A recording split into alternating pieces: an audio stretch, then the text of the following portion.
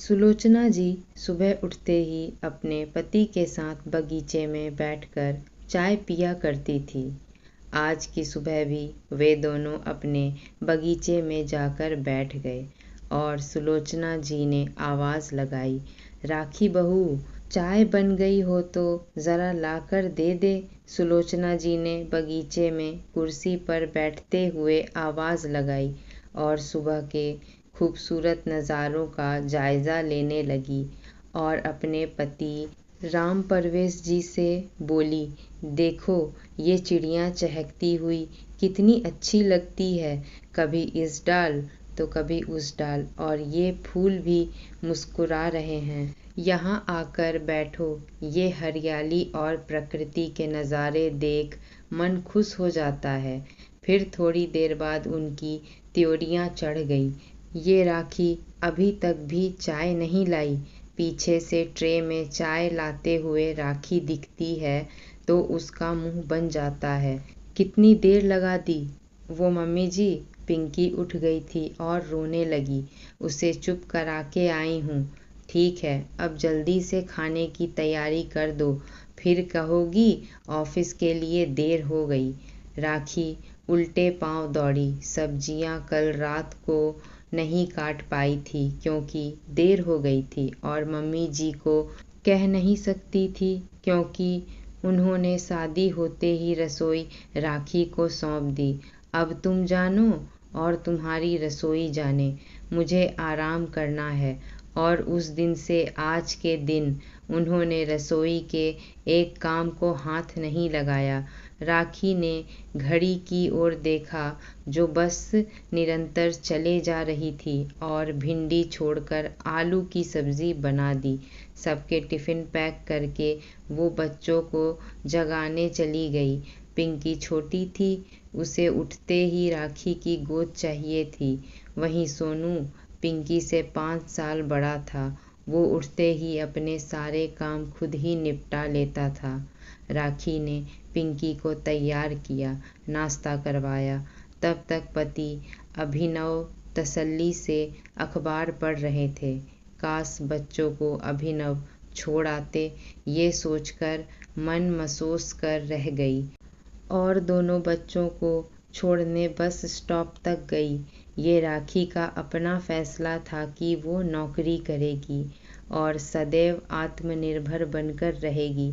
अभिनव की कोई प्रतिक्रिया नहीं थी। जब सास ससुर ने कहा था कि तुम नौकरी अपनी मर्जी से करोगी, हमारे लिए बेटे की कमाई ही काफ़ी है, हमें घर संभालने वाली चाहिए, पैसे कमाने वाली नहीं चाहिए।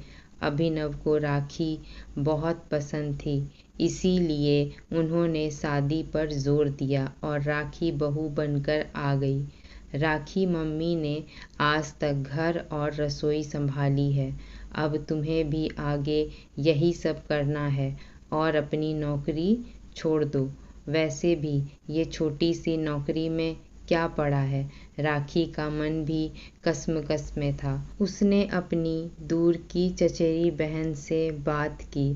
उसने यही समझाया कि राखी, शुरू के कुछ साल मुश्किल होंगे, नया घर, नया माहौल और समय की कमी। तुझे 10-12 साल तपस्या करनी होगी। जब बच्चे बड़े हो जाएंगे, उनके खर्चे भी बढ़ जाएंगे और वो घर से भी चले जाएंगे। फिर अकेली तुम क्या करोगी। घर का खालीपन और अकेलापन ये नौकरी भर देगी। फिर समय का कुछ पता नहीं है। अच्छी भली नौकरी छोड़ने में कोई समझदारी नहीं है। अपने पैरों पर खड़ा होना गर्व की बात है। आप किसी पर निर्भर नहीं रहते। बच्चे बड़े होकर बाहर निकल जाएंगे, तब ये खाली समय तुम्हें बहुत परेशान करेगा। अपनी दीदी की बात राखी को जच गई थी और उसने सोच लिया था कि अब वो हर हाल में नौकरी करेगी, अपने लिए करेगी, अपनी आत्मनिर्भरता के लिए करेगी। अपने घर वालों को बता दिया, ठीक है, तुम्हें जो करना है वो करो, पर घर के काम और जिम्मेदारी भी पूरी करनी है।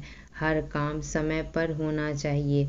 ये तुम्हारी मर्जी है, रात को देर तक जागो या सुबह जल्दी उठकर हर काम निपटाओ।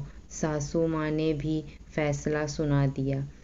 तब से राखी की जिंदगी में भागा दौड़ी ही चल रही है, घर से ऑफिस और ऑफिस से घर। राखी बस स्टॉप से घर आई तो सासू माँ ने हल्ला मचा रखा था। मैंने तुझे भरवा भिंडी बनाने को कहा था और तूने आलू बना दिया। हाँ मम्मी जी, ऑफिस के लिए देरी हो रही थी तो जल्दी में यही बना दिया, राखी ने घर के अंदर घुसते हुए कहा।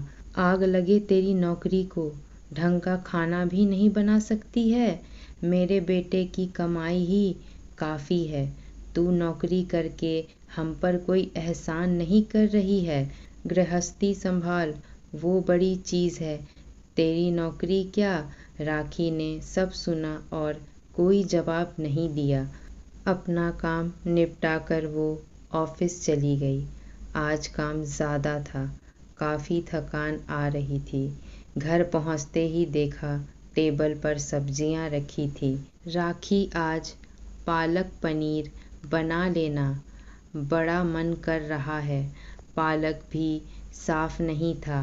राखी ने पहले पालक साफ किया, फिर खुद के और ससुर के लिए चाय चढ़ा दी, फिर रात के खाने की तैयारी में लग गई। अभिनव और सास ससुर खाने की टेबल पर बात कर रहे थे। बुआ जी की बेटी की शादी है और मायरा लेकर जाना है। आखिरी शादी है तो बुआ जी सोने के कंगन की जिद पकड़ी हुई है। कह रही है घर में 3 कमाने वाले हैं, भाई साहब इतना तो कर सकते हैं। मेरे ससुराल में मेरी नाक मत कटवाना। पापा आपकी तो पेंशन भी कम आती है और मेरी सैलरी भी बहुत ज़्यादा नहीं है। 2 साल से प्रमोशन अटका हुआ है, एकदम से इतना कैसे कर पाएंगे। इस महीने से बच्चों की फीस भी बढ़ गई है। राशन, बिजली, घर की EMI, मेडिकल खर्चे, सब कुछ होता है। अंगूठी होती तो कर भी देते, पर सोने के कंगन तो बहुत महंगे पड़ेंगे।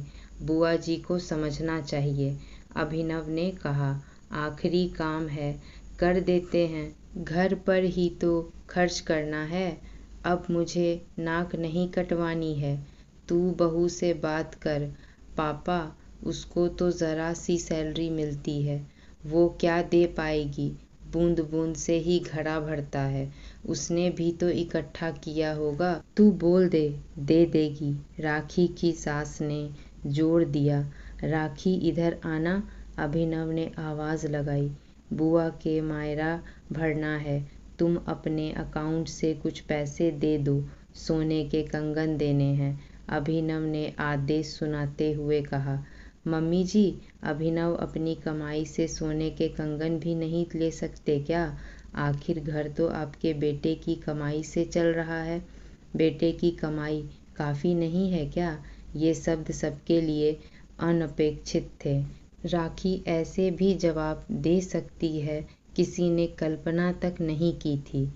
आज तक मैंने सब अपने लिए किया, ऐसा आप लोगों का मानना है, जबकि इस घर परिवार की छोटी छोटी ज़रूरतें मैं अपनी सैलरी से पूरी करती हूँ। छोटे खर्चे दिखते नहीं हैं, पर रोज़ बहुत हो जाते हैं। अभिनव, तुम्हें याद है, तुमने कभी मुझे सब्जी लाने के पैसे दिए हों।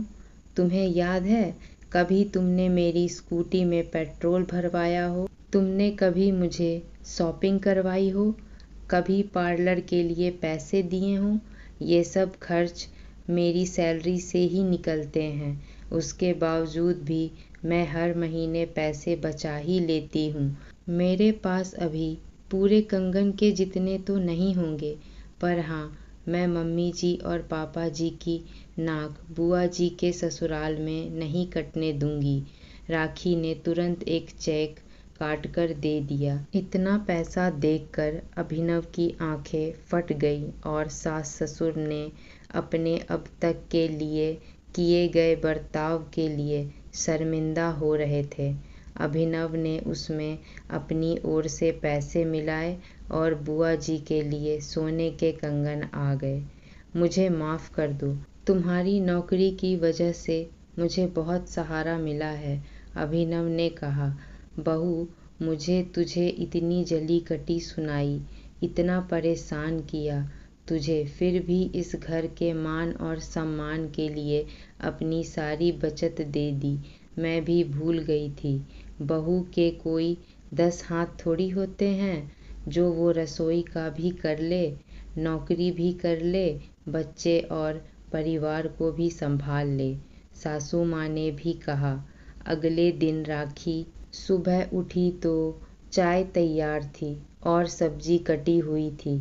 उसने भी बाहर बगीचे में बैठकर सासू माँ के साथ चाय पी।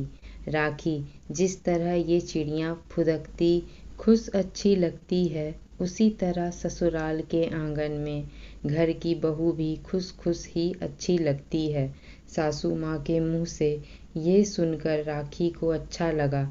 अब तक अभिनव बस स्टॉप तक बच्चों को छोड़कर आ गए थे। आज राखी के जीवन में भागा दौड़ी नहीं थी। सबने मिलकर मदद की और वो समय पर ऑफिस पहुंच गई।